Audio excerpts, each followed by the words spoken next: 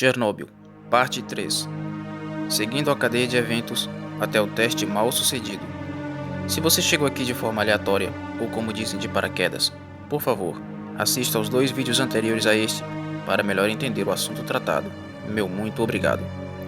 Este episódio irá retratar o acidente no reator número 4, antes da explosão ocorrer e destroçar sua estrutura. Então, muita atenção é necessária no passo a passo nessa marcha para a autodestruição do núcleo do reator. Dia 25 de abril de 1986, na Central Elétrica Nuclear de Chernobyl. O teste irá acontecer à noite. A equipe operacional planejou testar se as turbinas poderiam produzir energia suficiente para manter as bombas do líquido de refrigeração do núcleo funcionando, no caso de uma perda externa de potência, até que pelo menos o gerador de emergência a diesel fosse ativado. Para prevenir o bom andamento do teste de capacidade, foram desligados os sistemas de segurança do reator. São agora 00:23 do dia 26 de abril de 1986, 1 hora antes do acidente. Estão reunidos e operando o reator número 4 o engenheiro-chefe Anatoly Dyatlov, de 55 anos, Leonid Topunov, de 26 anos e Alexander Akimov, de 33 anos, além de outros operadores presentes na sala. Leonid Topunov tinha a função de controlar a reação dentro do núcleo, já Alexander Akimov era responsável pelo turno da noite e das operações no reator. Anatoly Dyatlov apenas supervisionaria tudo, mas Dyatlov passa ao comando, agindo como a autoridade máxima daquele turno, também conhecido internamente por ser bastante severo e rígido em suas funções. Na sala de comando, todos se preparam para um teste de avaliação e capacidade do reator. Ao que se sabe oficialmente, por relatos de testemunhas, os 2 engenheiros sêniores discutiram quanto à potência do reator quando o teste foi iniciado. O mostrador indicava 500 megawatts, quando no mínimo deveria estar a 700 megawatts, segundo a indicação de segurança do próprio fabricante, e o reator em si possui uma falha de projeto, fator este que contribuiu massivamente para seu derretimento interno das barras combustível. Anatoly quer começar o teste com apenas 200 megawatts, ou seja, super abaixo do que seria seguro para aquela ocasião. A energia do reator cai para 200 megawatts, como havia sido previsto, mas houve um problema. Ela caiu rápido demais e logo se soube que havia algo de errado com as operações. Naquela mesma madrugada, em sua casa estava Nikolai Fomin, o comandante-geral da estação nuclear de Chernobyl, também quem dera a ordem a Anatoly de realizar os testes naquele dia 26 de abril de 1986. Voltando à sala de controle do reator número 4, os operadores ficam preocupados com os constantes alarmes. Já o operador Boris Stolyarchuk, que controla o fluxo de água do reator e monitora também o vapor dos separadores, já está bem acostumado com alarmes do tipo. Naquela noite, ele apenas pensou ser mais um sonho comum durante as operações. Ele jamais imaginaria que a situação fosse determinante caótica dentro do núcleo. Então, são agora 00:38. O mostrador da contagem de megawatts caiu instantaneamente para 0. Nesse momento, Anatoly toma uma decisão radical sobre o que se passa. Ele ordena a Leonid Topunov que retire as barras de controle do reator. E de acordo com o relatório da Comissão do Governo, publicado em agosto de 1986, os operadores removeram pelo menos 204 hastes de controle do núcleo, de um total de 211 deste modelo de reator. O mesmo guia proibia a operação do reator RBMK-1000 com menos de 15 hastes dentro da zona do núcleo.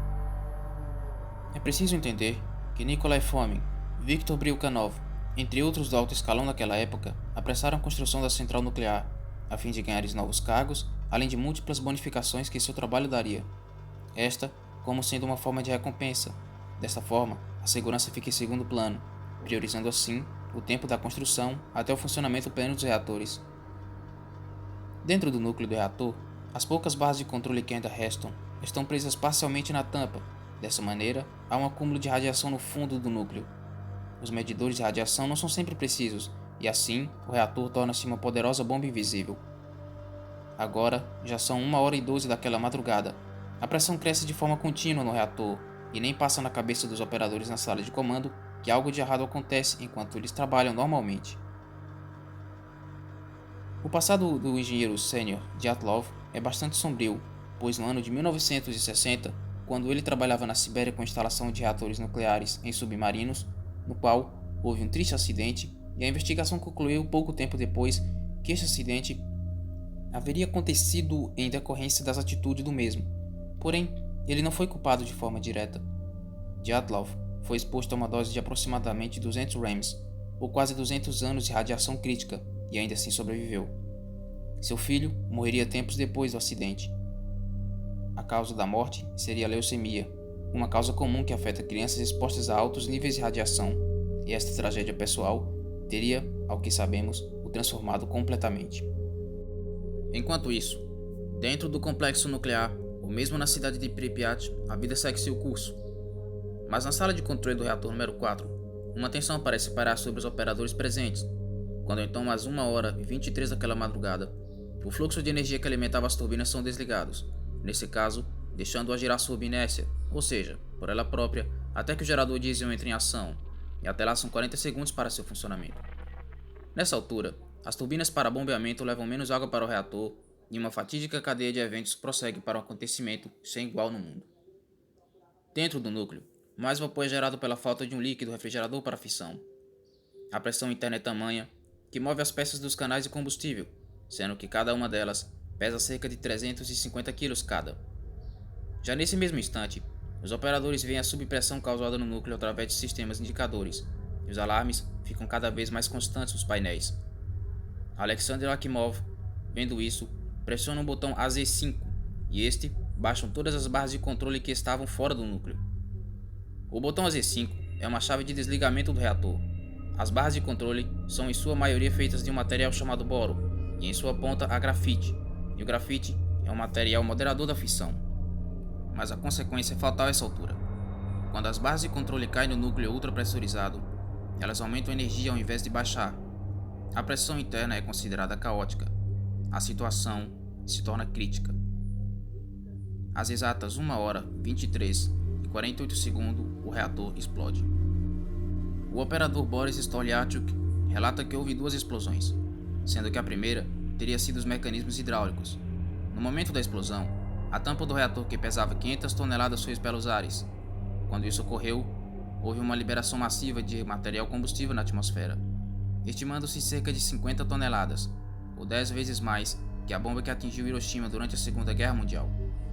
Com tudo isto, 700 toneladas de grafite radioativo se espalharam em torno do reator e outras regiões. Um vapor e poeira invadem as salas.